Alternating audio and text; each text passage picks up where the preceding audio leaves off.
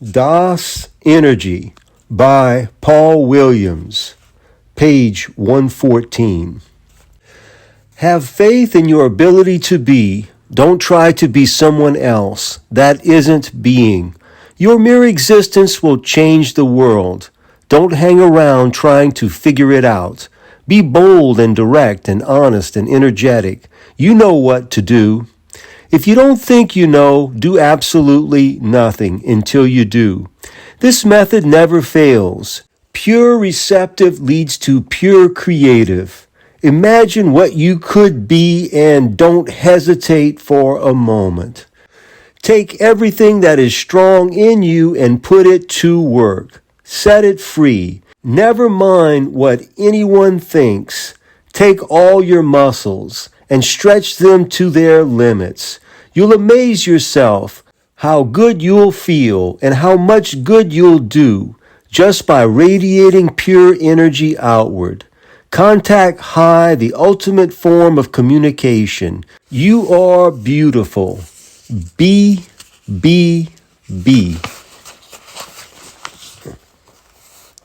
Become.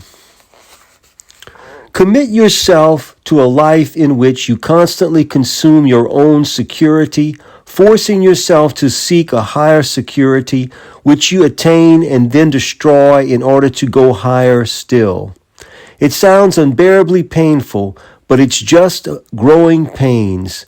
Didn't you say you wanted freedom? Freedom is not a TV set and bank account. Convenience, security won't get you high, won't even keep you safe. They'll consume you, and you know it. Security is quicksand. Can it really be anyone's ambition in life to become one half the couple in the life insurance ads? Security, life insurance. How much are you worth dead? More than you're worth alive. Hurry up and die then. Hurry up and be born again. Open yourself to absolutely anything that gets thrown at you, including death and life. Open all the way. Don't worry about picking out the important stuff. Just let it all get thrown at you, and the important stuff will be what hits you. All you have to do is not shut anything out. Security is a glass wall. Full security is a glass case that keeps out all happiness, pain, awareness, change, love, danger, truth, and air. Tear down the walls before you suffocate. Tear down the walls. We should be together. It isn't safe. It might be fun. Let go of everything you're holding on to. Now, let go of everything else. We can learn to stop struggling by realizing we're naturally buoyant. If we relax and persevere, we cannot drown. Abandon all security. You have nothing to lose but your chains. Stop clinging. Set yourself free. This is the truth. It's all true. Every word that everyone ever tells you is true. If you would just open far enough, make the effort to understand. It is time to destroy the myth of the artist. We are all artists. We need to become better art appreciators. There's plenty of great creation. We need great listeners, great readers, great perceivers, great receptors. It's all true. What's hard is not saying truth, but accepting truth, embracing truth. That is greatness. Open up. Don't seek beauty, find beauty. All life, day to day and century to century, is a succession of pride and humility. Humility leads to greater awareness. Greater awareness leads to greater achievement. Greater achievement leads to pride. Pride breeding blindness, lack of awareness, imbalance, downfall, and a slow return of humility. Maybe now that we're aware of this cycle, we can transcend it. Is it possible to be high all the time and not get cocky about that accomplishment? It is if you really stay high. Remember, but for the grace of God, we would not be God. It's something to think about. The end of the world, heat death of the universe, and the moment of creation in the beginning are illusions caused by looking into the distance like parallel lines that seem to meet and stop or start at the horizon. Creation, birth, death is a continual process that happens in the present. The ability to come into being is an inherent quality of life. It is not caused by any outside agent. Preventing conception, birth, is not so easy as arrogant humans may think. Whether it should or shouldn't be prevented is an impossible question. At each moment you know what you have to do, wrong or right, can never exist outside of the context of the moment. Life goes on. Make things happen. Let things happen. If someone wants to love you and you don't let them, what does that mean? Thought. I can't. Awareness. I can do anything I want. Thought. I don't want to. Thought. Why not? Awareness. I am afraid. I am afraid of the commitment, getting involved. Thought. But I am not always afraid, or I am, but I love anyway, because I want the person bad enough to overcome my fear or hesitation. I care enough to try. Or I am possessed, the Spirit moves me to love, and I do not stop to reason. Those times are easiest and most exciting. Awareness. You get what you need. Thought. I am limited by my fears. Awareness. I cannot eliminate all my fears at once, but I can push them back. I can be braver. I can expand my universe. Thought. I want to love more, be loved more. Awareness. I must open myself, must be willing to take on greater commitment. The more involved I dare get, the more love I'll be able to share.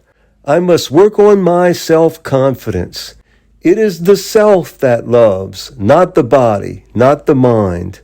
We must open ourselves. We must free ourselves from the patterns that constrain us. There are two ways of doing this, fasting and feasting. Stop watching television or watch it day and night until your mind snaps completely. Stop listening to records or listen to records to the exclusion of all else until it drives you mad. If your fast isn't getting you high, isn't changing your life and thought patterns, expand it. Limit yourself further. Take on greater challenges of deprivation until you're desperate enough to see the light. If your feast isn't getting you high, speed it up. Overload more and more. Strain your senses to the limits and beyond the limits. Build on the tower till it topples. Take in more and more stimuli until you crack under the strain and break through. The goal is renewed awareness, freedom. We can make it if we try. Repetition deadens awareness. Repetition deadens awareness. Break the glass. Break the glass. Don't think twice. It's all right. Technology is a riddle that has us all puzzled. The more you examine modern technology, the more you find damage to the Earth's living environment behind its every extension. And since we need to go on living more than we need the technology, that seems to argue that the technology should be eradicated. A short-sighted viewpoint. What is actually necessary is that we make a technological advance. This is not a trivial matter of correction, of course. We are not talking about installing air pollution control devices.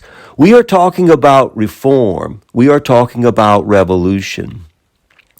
Bringing our technology up to date with our awareness requires drastic conceptual changes in almost all complex equipment now in use. An axe is a simple tool coupled with awareness. It is not destructive of the environment. A chainsaw is a complex tool. It's too easy. It tends to weaken the awareness of its user. In addition, it requires fossil fuels, which are destructive to earth and water when obtained, and harmful to the air and life when burned. It may further be noted that our supply of fossil fuels and many metals is almost exhausted, etc., etc. Similar comparisons can be made between such simple and complex tools as bicycles and automobiles, abaca and computers, etc.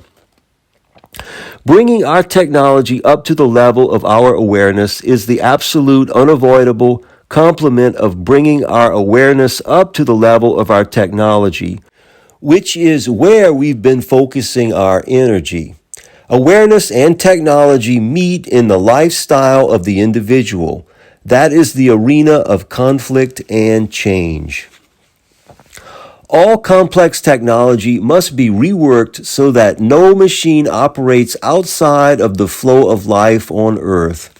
Preserving the health of the total organism, not of the individual, must be the first goal of all our endeavors. When all tools are designed and used with that in mind, human technology will have advanced satisfactorily into the present. Until then, it is criminally inadequate and must be destroyed in order to hasten its rebirth. That is the creative process. Let's get to work. Our present technology is not a mistake. It is not possible to make a mistake. Rather, it is an extremely primitive precursor of the incredible organic technology that is our destiny to construct, create in this universe. We must not let our primitive playthings restrict our creative genius. We must not cling to the past when there is so much to do in the present. If you would set to work creating the new technology, abandon all complex tools. They are misconceptions. All the brilliant discoveries and inventions of our times will be made with our minds and hands and senses, aided by simple tools and concepts. This is true now as it has been true throughout history. Many of the greatest discoveries of our times will be made by those who, in addition to listening to their hearts and to each other, listen to the rest of the kingdom of life, to the trees, birds, insects, fishes, worms, algae, to the oceans and forests and mountains and deserts and skies, to all consciousness that dwells on this planet, to all of life, not Homo saps fragmentary awareness alone. Get to know the beautiful if you would become acquainted with truth. Get to know the truthful if you would become acquainted with beauty. The kingdom of heaven is within us. All we have to do is find ourselves, express ourselves, manifest ourselves, and we'll find it all around us. Why wait any longer? Refuse to have anything to do with anything like a nation or person or corporation that seeks to grow wealthier rather than healthier, larger rather than truer. Do nothing to contribute to that cancerous growth. Isolate it. Let it die. Energy is what fills the universe.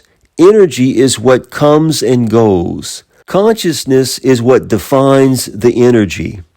Under that consciousness, we're each in touch with all of it. Under means within. Truth is found within, and bringing it to consciousness is the act of creation. Love is the affirmation of energy that keeps it flowing through us. Life is the self-creating energy creature we call God. Self is self and all and alone and responsible. God help us all. End of Das Energy by Paul Williams. Narrated by Rex King.